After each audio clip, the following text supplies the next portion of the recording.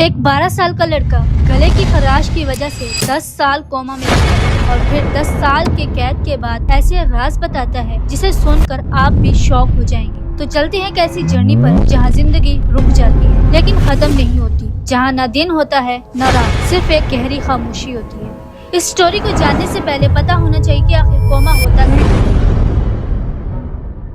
पहले सीधी बात यह है कि कोमा नींद नहीं है। ये एक बिगेस्ट मिसकॉन्सेप्शन है जो हमारे दिमाग में डाला गया है कि हीरो कोमा में जाता है, हीरोइन रोती है, 3 साल बाद हीरो उठ जाता है एकदम फ्रेश जैसे सोया था। रियल लाइफ में बिल्कुल अलग स्टोरी है। जब तुम सो रहे होते हो तुम्हारा ब्रेन एक्चुअली बहुत बिजी होता है, ड्रीम्स मेमोरीज प्रोसेस हो रही होती हैं, ब्रेन फुल ओवर टाइम कर रहा होता है। बट कोमा में ब्रेन का एक क्रिटिकल हिस्सा बंद हो जाता है। इसका नाम है रेटिकुलर एक्टिवेटिंग सिस्टम, रास शॉर्ट में। ये रास वो पावर बटन है जो इंसान को कॉन्शियस रखता है और जब ये फेल हो जाता है लाइट्स ऑफ। अब सवाल ये है कि आखिर रास बंद क्यों होता है। गाड़ी के एक्सीडेंट की वजह से हेड इंजरी हो जाती है जो कि ये कॉमन टाइप है। वहीं दूसरी तरफ ब्रेन स्ट्रोक, ये भी एक रीजन है जिसमें ब्रेन की नस बंद हो जाती है या फूट जाती है। और सबसे कॉमन ड्रग्स या अल्कोहल का ओवरडोज। इंटरेस्टिंगली एक और कॉमन टाइप या कहें एक रीजन है that is medically induced coma. यहाँ डॉक्टर्स खुद कोमा में डालते हैं पेशेंट को जब ब्रेन में स्वेलिंग हो या कोई सीरियस सर्जरी करनी हो। कोमा की भी डिफरेंट टाइप्स होती हैं। एक टाइप होती है जिसमें बॉडी के बेसिक काम हो रहे होते हैं, दिल धड़क रहा होता है, सांस आ रही होती है, वो खुद से ब्रीथ भी कर रहा होता है बट कॉन्शियस नहीं होता। दूसरी टाइप और ये ज्यादा सीरियस है, इसका नाम है डीप कोमा या कैटाटोनिक स्टेट। यहाँ पेशेंट बिल्कुल स्टिल है, कोई मूवमेंट नहीं, कोई रिस्पॉन्स नहीं। पेशेंट सांस भी मशीन से लेता है। लिटरली 1 सेकंड के लिए अगर मशीन बंद हुई तो पेशेंट गया।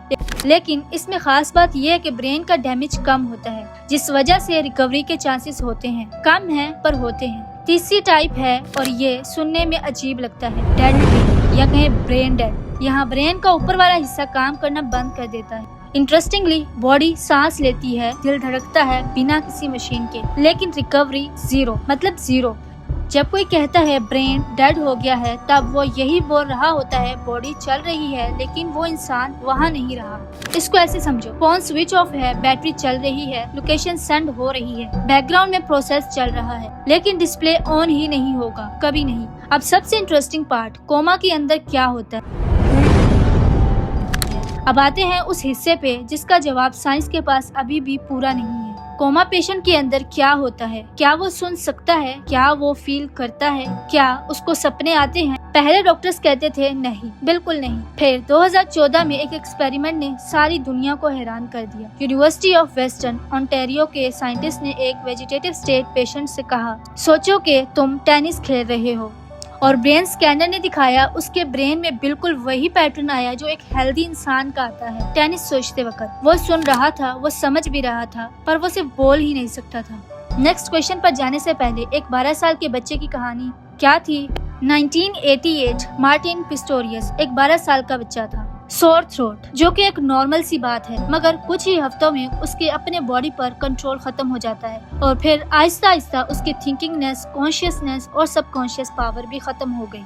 और जब तक डॉक्टर्स प्रॉपर ट्रीटमेंट शुरू करते वो कोमा में जा चुका था और डॉक्टर्स को प्रॉपर कोई इलाज ही नहीं मिला। कैसे मिलता? क्योंकि उसकी कोई बीमारी समझ ही नहीं आ रही थी। बाद में डॉक्टर्स को यही लगता था शायद कोई मेनिंजाइटिस या फिर सेरिब्रल ट्यूबरक्लोसिस हो, मगर तब तक बहुत देर हो चुकी थी। सारे ट्रीटमेंट के बाद उसे डिस्चार्ज कर दिया जाता है। एक ऐसी हालत में डिस्चार्ज किया जिसमें पता ही नहीं था कि वो बच भी पाएगा या फिर कब तक ऐसे रहेगा।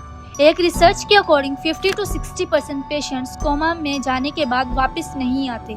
इंटरेस्टिंगली मार्टिन जो कि 10 साल तक कोमा में रहा और जब वो 25 साल का हो चुका था, अचानक एक दिन वो अपनी आंखें हिलाता है, जहां मार्टिन की मां ये देख लेती है और उसे डॉक्टर्स के पास लेकर जाती है, जहां डॉक्टर्स ने बताया कि मार्टिन का माइंड सबकॉन्शियसली एक्टिवेट था, बस बॉडी बेजान थी। 10 साल के अरसे में उसने बहुत कुछ देखा। मार्टिन अपनी इस बुक घोस्ट बॉय में बताता है कि वो एक ऐसी दुनिया में था जहां वो कभी नहीं जाना चाहता। मैं सबकी आवाजें सुनता था, अपनी माँ को रोते हुए देखता था, मगर चाह कर भी कुछ बता नहीं सकता था कि मैं सब सुन रहा हूँ, सब देख रहा हूँ। आप बिल्कुल वैसे ही फील कर सकते हो जब रात को आप सोते हो और कोई आपका गला घोंट रहा हो, शोर कर रहे हो, चिल्ला रहे हो, पर कोई भी नहीं सुनता। और ऐसा किस किस के साथ हुआ है कमेंट में जरूर बताना, अपना एक्सपीरियंस जरूर शेयर करना।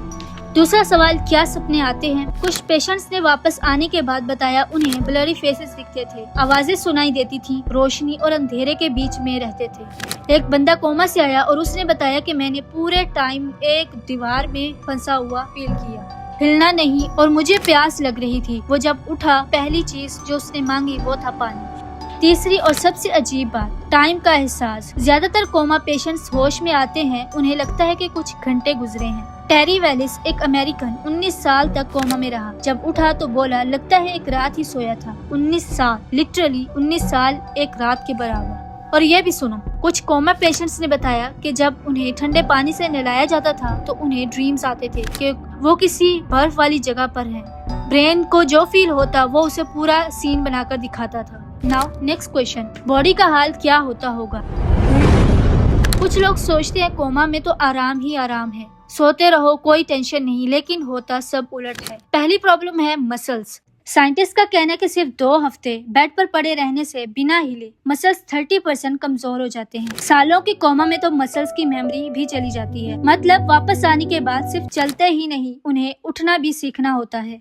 दूसरी प्रॉब्लम है बेड सोर, और ये बहुत सीरियस कंडीशन है। एक जगह लेटे रहने से स्किन के नीचे ब्लड सर्कुलेट करना बंद हो जाता है, टिश्यूज डेड होने लगते हैं, घाव हो जाते हैं और छाले पड़ने लगते हैं। हॉस्पिटल्स में नर्सेज हर 2 घंटे में पेशेंट की पोजीशन चेंज करती हैं, इसीलिए। और अगर बात करी जाए खाने की तो सीधा पाइप से पेट में डाला जाता है खाना।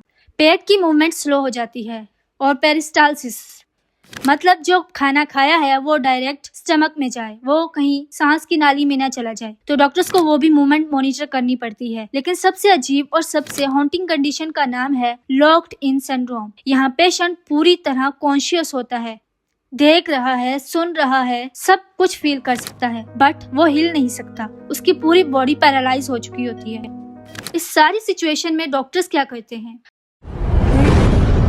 अब डॉक्टर्स की साइड पे आती हैं तो कोमा पेशेंट्स खुद कुछ नहीं कर सकता, तो डॉक्टर्स का काम है उसके ब्रेन को बचाए रखना। सबसे पहला टूल डॉक्टर्स का होता है ग्लासगो कोमा स्केल, जिसे शॉर्ट में कहते हैं GCS स्केल, जिसमें 15 नंबर का एक सिस्टम होता है। फॉर एग्जाम्पल 3 मतलब डीपेस्ट कोमा, 15 मतलब पूरी तरह कॉन्शियस। आंखें खुलती हैं, कुछ पॉइंट्स मिलते हैं, हाथ हिलता है कमांड पे तो कुछ पॉइंट्स तब मिलते हैं जब वो बोलता है। और इसी स्केल से डॉक्टर्स डिसाइड करते हैं सिचुएशन कितनी सीरियस है, फिर वजह ढूंढो, कॉज को ट्रीट करो। अगर ब्रेन में स्वेलिंग है तो स्टेरॉइड या सर्जरी होगी। ऑक्सीजन ब्रेन तक नहीं पहुंच रही तो वेंटिलेटर, और अगर ओवरडोज था तो एंटीडोट। डायबिटीज ने ये किया तो ब्लड शुगर को कंट्रोल करना होता है। और फिर वेट, और ये सबसे मुश्किल हिस्सा है फैमिली के लिए। वेट करना, रोज जाना, हाथ पकड़ना और बात करना, और एक छोटी सी उम्मीद रखना कि कल शायद आंखें खुले। नाउ द लास्ट क्वेश्चन और सबसे बड़ा सवाल, क्या वो कोमा से वापस आ पाएंगे? पहले 2 हफ्ते सबसे क्रिटिकल होते हैं। अगर वजह ट्रीट हो गई तो चांसेस बेटर होते हैं। जितना लंबा कोमा में रहेगा पेशेंट, उतने रिकवरी के चांसेस कम हो जाते हैं। रिकवरी सीधी लाइन नहीं होती। पहले शायद सिर्फ आंखें खुलती हैं लेकिन कोई रिस्पॉन्स नहीं, और फिर एक उंगली हिलती है, फिर कुछ आवाज, और फिर एक लफ्ज, और ये प्रोसेस हफ्तों, महीनों और सालों में होता है। एट द एंड कोमा ये सिर्फ एक मेडिकल वर्ड नहीं है, ये एक रिमाइंडर है कि ये होश जो हम सबके पास है, एक मिनट से दूसरे मिनट तक कितनी बड़ी चीज है। आज साइंस बहुत आगे है। fMRI से हम उन लोगों से बात कर सकते हैं जो बोल नहीं सकते। नए नए ट्रीटमेंट्स आ रहे हैं, हर साल रिसर्च हो रही है, और हर रोज कहीं ना कहीं कोई आंखें खोल रहा है। अगर ये वीडियो आपको अच्छी लगी हो तो लाइक करो और शेयर, और कमेंट में बताओ क्या आपका कोई अपना कभी कोमा में रहा है, उसकी कहानी जरूर शेयर करना, और उसकी रिकवरी का मिरेकल क्या था। सब्सक्राइब करो और ऐसी बहुत सी वीडियोस देखने को मिलेंगी। तब तक आप स्पेस का सफर कराओ। स्क्रीन पर वीडियो शो हो रही होगी।